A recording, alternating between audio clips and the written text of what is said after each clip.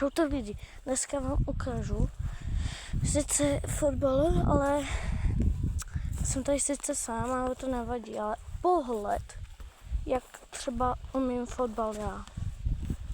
Pokud chcete vidět, tak vydám i více sérií, takže se připravte a jdu na to.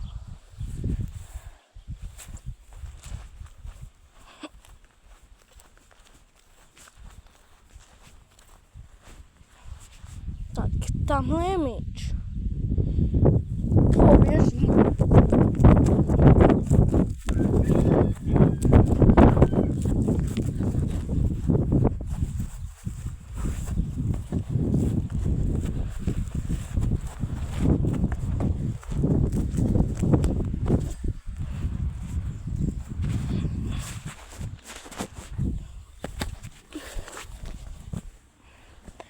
Teďka budu brankář.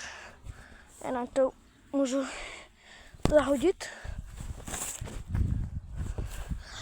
Mám jinak nastavené stopky. Takže vím, kdy mám končit. Dal jsem si trénink na hodinu. Což bude... Potěšíte mě, když mi dáte odběr a like. Já jsem to nemusel zasloužit.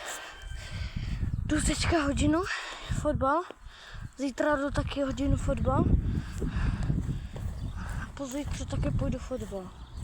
Doufám.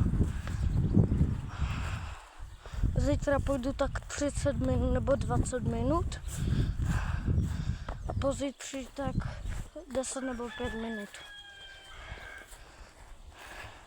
V sobotu, pokud někdo se mnou bude, tak možná tady budu ještě 2 hodiny. Takže ukázal jsem vám malou část toho, co teďka budu dělat. Takže další video najdete v jinačím mým shortu.